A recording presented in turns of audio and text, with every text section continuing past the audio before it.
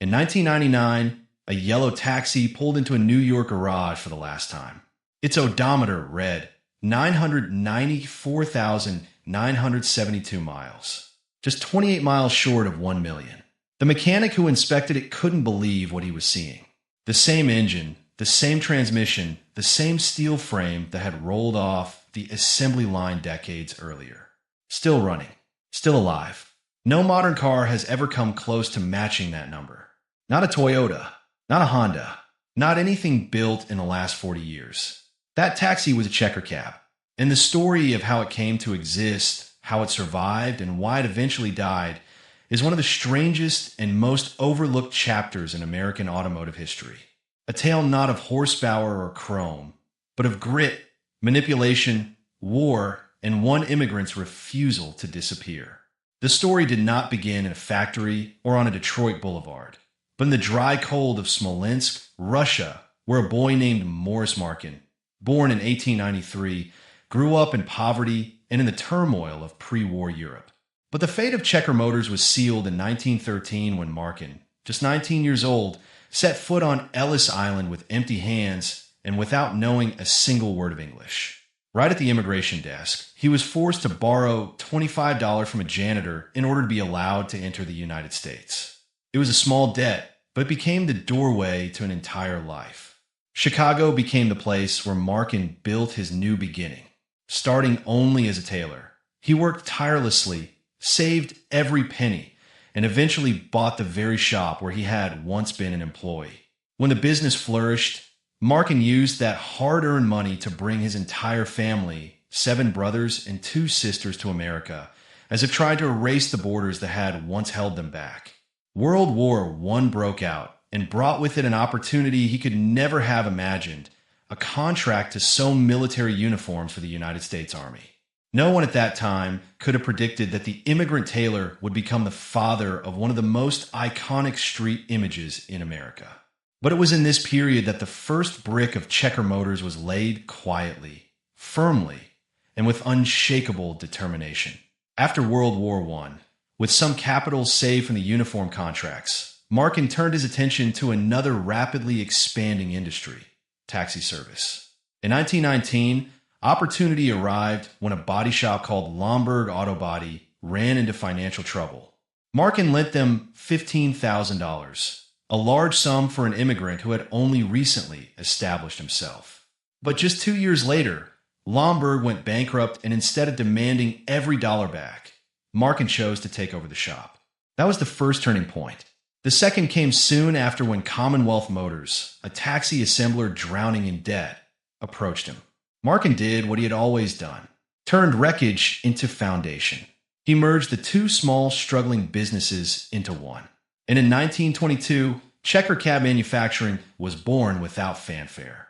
Just a modest taxi company in the vast ocean of Detroit, but carrying the ambition of a man who had once lacked even the money for immigration fees. Checker quickly made a name for itself, not because its cars were beautiful, but because its operational philosophy was revolutionary. It was the first taxi company to hire African-American drivers and to require all drivers to pick up every passenger regardless of race. A bold stance in the 1920s. Checker was not just selling cars. It was redefining the spirit of American taxi service. But as the company grew stronger, storms followed. In 1929, Markin purchased Yellow Cab from John Hertz. The deal immediately ignited the taxi wars, the battle for territory among major taxi companies. The streets of Chicago and New York became war zones. Cars were burned, drivers were assaulted, and gangs were hired to sabotage competitors. Checker stood at the center of the storm. The peak of the violence came in 1923 when Markin's home was firebombed. No one was injured, but the message was unmistakable. Markin realized that to survive, Checker had to leave the fire zone.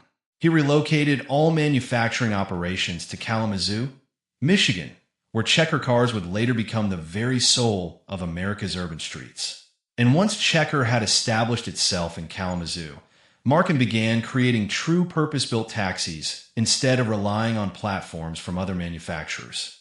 And in 1928, the Model K was born. Not flashy, not showy, but pure checker. A 127-inch wheelbase as solid as a steel beam. A Buddha six-cylinder engine with only 27.3 horsepower, but so durable that every driver trusted it absolutely. A taxi did not need to be fast. A taxi needed to never give up. The Model K was that philosophy in metal. In 1930, the Model M followed. The wheelbase was shortened to 122 inches, but horsepower nearly doubled to 61.5. Checker gradually became the standard of the taxi trade. Spacious, easy to repair, durable, and most importantly, born to live in the city. But then in October 1929, the stock market collapsed. The Great Depression swept across America like a storm tearing apart everything most fragile. Factories closed. Investors went bankrupt. And the streets became so silent it felt as if the entire nation was holding its breath. Checker, dependent on a struggling taxi industry, slipped into dangerous territory. Sales vanished. Customers had no money. And Kalamazoo grew so quiet that even the sound of the stamping press felt like a luxury. At that moment, a figure appeared like a shadow cast over the entire industry. Eric Lobencord, the mogul behind Auburn, Cord, and Duesenberg. Checker was weak, small, and easy to swallow. And in 1932, when losses forced Markin to leave the chairman's seat, Cord officially took control of the company. Under Cord, Checker entered a strange hybrid era. The Model Y, a taxi whose design blended Auburn-style elegance with Checker's inherent practicality, looked as if it were being pulled between two worlds. But the strangest part was not the design. It was what happened on Wall Street. That was where everything began to slip off its axis. Checker stock, long forgotten at $7, suddenly began to rise. It started with small buy orders, then larger ones, all coming from familiar accounts. Shell companies connected to Cord. It climbed to $15, $20, $40.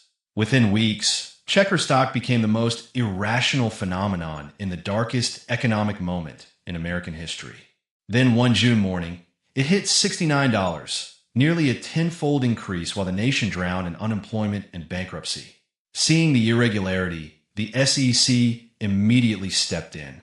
They traced every transaction, peeled back every layer of the shell companies. All paths led to the same center Cord. When the investigation exploded, the Auburn-Cord-Duesenberg empire, already weakened by the Depression, began to crack. Stock values plunged. Banks tightened their grip, and the financial markets completely turned their backs on Cord. And then, as if fate had arranged it, Morris Markin returned. With the stubbornness of an immigrant who had once survived on a borrowed $25 at Ellis Island, Markin gathered every remaining ounce of strength to buy back Checker just before the Cord empire collapsed. He did not just save the company, he reclaimed its very soul. In the late 1930s, Markin introduced the Model 8 in 1939, a taxi embodying a new spirit.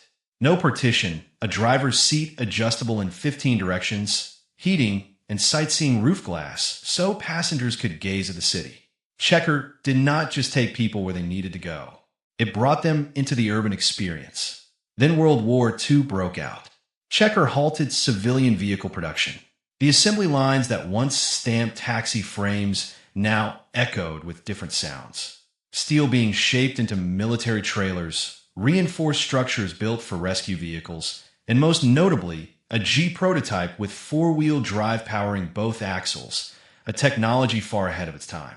Checker's G prototype was tested by the military in brutal conditions. Mud, sand, steep terrain, and endurance trials lasting for hours. Although it did not win a mass production contract, it proved something important.